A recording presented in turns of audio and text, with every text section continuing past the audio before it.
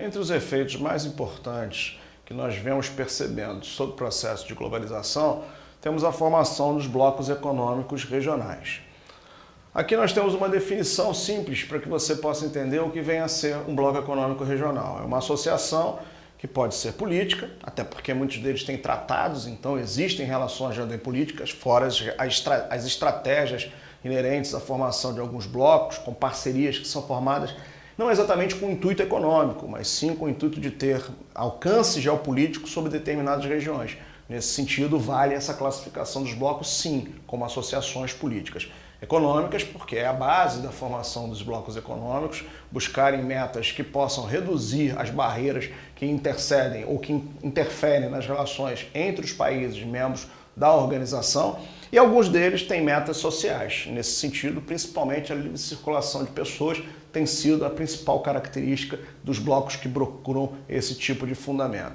É bom já lembrarmos que nem todo bloco econômico é igual e nem todos eles buscam atingir os mesmos objetivos. Alguns são aquilo que nós chamamos de zonas de livre comércio, cujo único objetivo é, fundamentalmente, abolir as tarifas alfandegárias entre os países membros. Outros são uniões aduaneiras, aliás, o estágio que hoje está o nosso bloco econômico, que é o Mercosul.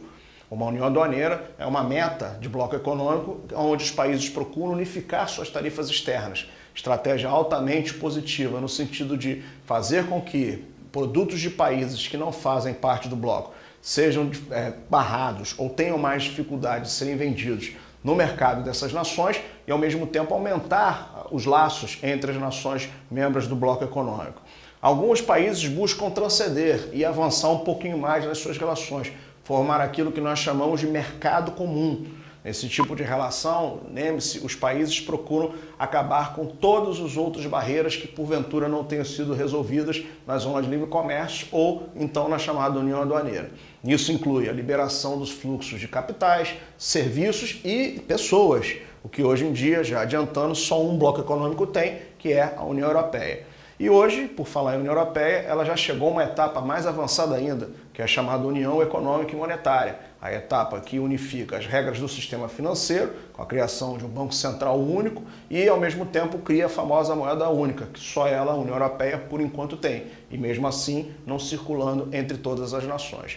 Os principais blocos econômicos que nós temos no mundo são o principal deles, a União Europeia, pela sua tradição, pelo número de países, pela força dos países que representam, o NAFTA, o Acordo de Livre Comércio da América do Norte, representada exatamente pelos 3 países da América do Norte, Estados Unidos, Canadá e México, e o bloco chamado Bacia do Pacífico, que tem como núcleo uma organização chamada ASEAN, nascida nos anos 60, Associação das Nações do Sudeste Asiático. Ela começou a se transformar numa zona de livre comércio na década de 90, e inclusive formada por 10 nações do Sudeste Asiático, entre elas Camboja, Vietnã. Hoje tem alguns membros associados extremamente importantes, como China, Coreia do Sul, Austrália e Índia, e, portanto, sendo um bloco dos mais importantes ao nível mundial. O Mercosul, podemos dizer que corre por fora, sem o mesmo nível de influência geoeconômica ou geoestratégica que esses outros blocos econômicos têm, mas nem por isso menos importante e muito cobrado nas provas de vestibulares. A União Europeia tem alguns pontos altamente positivos em relação aos demais blocos econômicos. Entre eles podemos citar o seu ótimo mercado consumidor de alta renda, a sua experiência nas dificuldades, nas divergências que os países vêm apresentar, o que é comum entre os países dentro de um bloco econômico, não é uma relação simples, não é uma relação fácil entre as nações. E como outra grande vantagem, a União Europeia conseguiu transcender a formação da moeda única, chegando inclusive à ousadia de tentar formar uma Constituição, o que infelizmente não aconteceu, já que ela foi vetada no ano de 2005. É comum termos perguntas nas provas de vestibulares sobre novos membros na União Europeia. Então vamos lembrar que o grande alargamento da União Europeia aconteceu no ano de 2004, quando 10 novos países membros foram anexados e posteriormente mais 2, exatamente Romênia e Bulgária. Um ficou de fora, e esse um que ficou de fora vem sendo extremamente discutido nas provas de vestibulares, a Turquia. Por que a Turquia é tão discutida nas provas de vestibulares? Por que se cobra tanto essa questão do porquê da Turquia estar na União Europeia? A Turquia é um país mais Oriente Médio do que Europa. O seu território europeu é muito pequeno, onde fica localizado basicamente a cidade de Istambul. O restante, além de estar no continente asiático, está numa região estratégica muito importante, que é o Oriente Médio. Muitos têm dito que a importância da Turquia para a Europa se faz no sentido de ampliar a participação da União Europeia dentro do Oriente Médio. Eu diria mais, é uma ponte de chegada, inclusive, a importantes mercados consumidores do Sul e do Sudeste Asiático, como China e Índia. Ao mesmo tempo, a Turquia poderia funcionar como uma porta de retenção de imigrantes indesejados, na visão dos europeus, de nações que estão em conflito hoje no Oriente Médio, e até mesmo os próprios turcos, que têm problemas internos de ordem política, tá? Com algumas etnias que não são muito interessantes ao governo turco. Então, por conta disso, a União Europeia vê com muito bons olhos a entrada da Turquia, porém, existem algumas barreiras.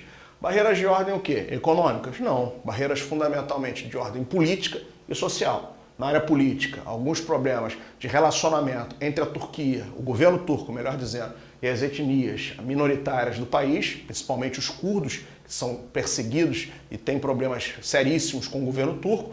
A tentativa de um movimento islâmico de transformar a Constituição turca, uma Constituição hoje laica, uma Constituição islâmica, e ao mesmo tempo o medo, as preocupações por parte de alguns povos do continente europeu com a maciça entrada de povos islâmicos, infelizmente sempre vistos como fundamentalistas, o que não é a expressão da realidade. E isso vem tornando difícil a entrada da Turquia na União Europeia. Mas é muito importante você ter a noção das grandes vantagens para os dois lados. Para a Turquia é óbvio, né? Ganhar o mercado consumidor europeu, aumentar seu intercâmbio com nações tão ricas e tão avançadas tecnologicamente, porém para a Europa também. A geoestratégia é penetrar no Oriente Médio e abrir uma grande porta em direção ao Sul e ao Sudeste Asiático. Daí então as grandes vantagens que a União Europeia tem e alguns dos seus problemas, tá?